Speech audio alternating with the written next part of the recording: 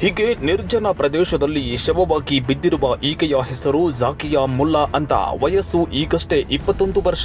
ಈಕೆ ಧಾರವಾಡದ ಗಾಂಧಿ ಚೌಕ ನಿವಾಸಿ. ಈಗಷ್ಟೇ ಮದೀನಾ ಕಾಲೇಜಿನಲ್ಲಿ ಪ್ಯಾರಾಮೆಡಿಕಲ್ ಮುಗಿಸಿದ್ದ ಈಕೆ ಉದ್ಯೋಗಕ್ಕಾಗಿ ಹುಡುಕಾಟ ನಡೆಸಿದ್ದಳು.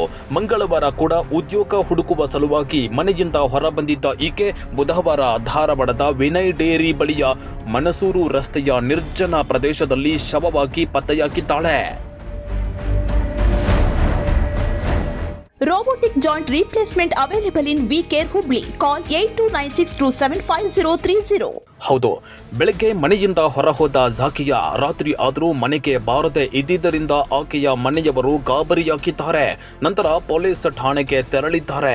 ಆಗ ಶಹರ ಠಾಣೆ ಪೊಲೀಸರು ಆಕೆಯ ಮೊಬೈಲ್ ಟವರ್ ಲೊಕೇಶನ್ ಸರ್ಚ್ ಮಾಡಿದಾಗ ಆ ಮೊಬೈಲ್ ಮನಸೂರು ರಸ್ತೆಯಲ್ಲಿ ಇರುವುದು ಗೊತ್ತಾಗಿದೆ.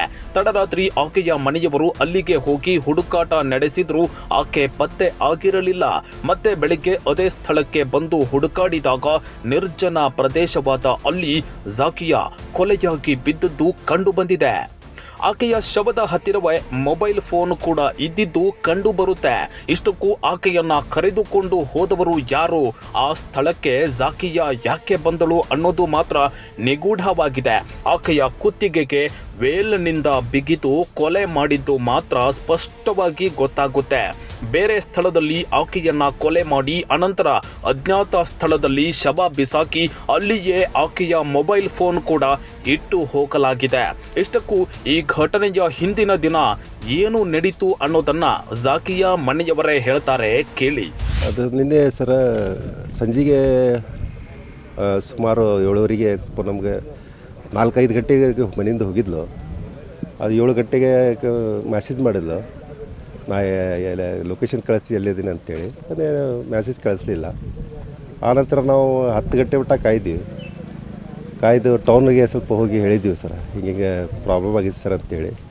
ಅವರು ಸರ್ ಬಂದು ನಮಗೆ ಎಲ್ಲ ಮೊಬೈಲ್ ಟ್ರ್ಯಾಕ್ ಮಾಡಿ ಈ ಕಡೆ ಬಂದು ಹುಡುಕಿದ್ವಿ ಸರ್. 1-2 ಗಂಟೆ ಬಿಟ್ಟ ಹುಡುಕಿದ್ವಿ ಇಲ್ಲಿ. ಅವರು ಯಾರು ಸಿಗಲಿಲ್ಲ. ಮತ್ತೆ ಹೋದ್ವಿ. ಬೆಳಗ್ಗೆ ಬಂದು ನೋಡಿ ಅಂತ ಹೇಳಿದ್ರು ಸಾಹೇಬರು.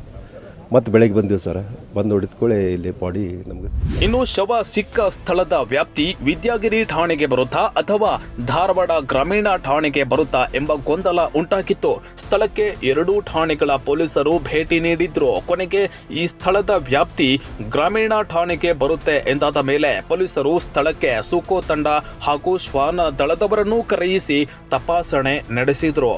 ಎಸ್ಪಿ ಗುಂಜನ್ ಆರ್ಯ ಕೂಡ ಭೇಟಿ ನೀಡಿ ಪರಿಶೀಲನೆ ನಡೆಸಿದ್ರು. ಅಲ್ಲದೆ ಈ ಬಗ್ಗೆ ಶೀಘ್ರ ತನಿಖೆ ನಡೆಸಿ ತಪ್ಪಿತಸ್ಥರನ್ನ ಬಂಧಿಸಿ ಪ್ರಕರಣ ಭೇದಿಸುವುದಾಗಿ ತಿಳಿಸಿದ್ರು.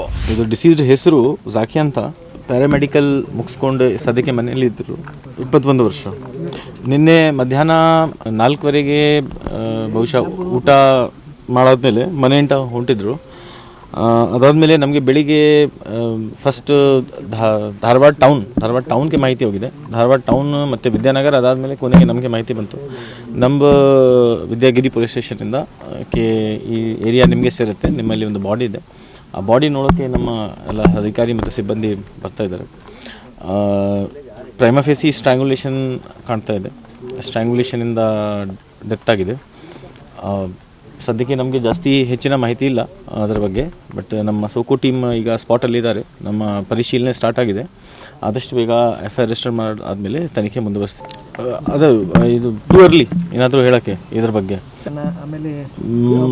ಅದು ನಾವೇ ಫಿಸಿಕಲ್ ಡೀಟೇಲ್ಡ್ ಮೆಡಿಕಲ್ ಎಕ್ಸಾಮಿನೇಷನ್ ಹಾಸ್ಪಿಟಲ್ಗೆ ಹೋಗುತ್ತೆ. ಬಾಡಿ ಡೀಟೇಲ್ ಮೆಡಿಕಲ್ ಎಕ್ಸಾಮಿನೇಷನ್ ಆದಮೇಲೆ ಅದು ತೀರ್ಮಾನ ಮಾಡೋಕ್ಕೆ ಬರುತ್ತೆ. ಅದು ಬೇರೆ ಬೇರೆ ರೀಸನ್ಸ್ ಇರಬಹುದು. ಅದು ಸೋಕೋ ಟೀಮ್ ಅವರು ಪರಿಶೀಲನೆ ಮಾಡ್ತಾ ಇದ್ದಾರೆ. ಅವರು ಒಂದು ರಿಪೋರ್ಟ್ ಕೊಡ್ತಾರೆ ಅದಕ್ಕೋಸ್ಕರ. ಅದರಾದ್ಮೇಲೆ ನಾವೇ ಕ್ಲಾರಿಫೈ ಮಾಡಿದ್ದಾರೆ. ಬಟ್ ಅದು ನಾನು ಡೀಟೇಲ್ಸ್ ರಿವೀಲ್ ಮಾಡಲ್ಲ, ಯಾಕಂದರೆ ನಮ್ಮ ತನಿಖೆಗೆ ಸ್ವಲ್ಪ ಹೆಲ್ಪ್ ಆಗಲಿ ಫಸ್ಟ್. ಸೊ ಅದು ಡೀಟೇಲ್ಸ್ನು ತನಿಖೆ ಮಾಡಾದ್ಮೇಲೆ ಹೇಳಿ.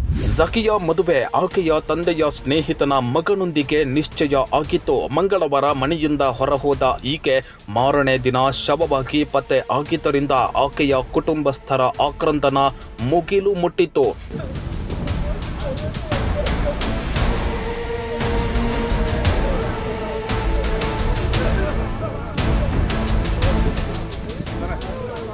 ಸ್ಥಳದಲ್ಲಿ ದೊಡ್ಡ ಮಟ್ಟದಲ್ಲಿ ಜನ ಕೂಡ ಜಮಾಯಿಸಿದ್ದರು. ಸದ್ಯ ಈ ಪ್ರಕರಣದ ತನಿಖೆ ಕೈಗೆತ್ತಿಕೊಂಡಿರುವ ಪೊಲೀಸರು ಆರೋಪಿತರನ್ನ ಪತ್ತೆ ಮಾಡಿ ಅವರಿಂದ ಸತ್ಯಾಂಶ ಹೊರಬೀಳಿಸುವ ಕೆಲಸವನ್ನ ಇನ್ನಷ್ಟೇ ಮಾಡಬೇಕಾಗಿದೆ.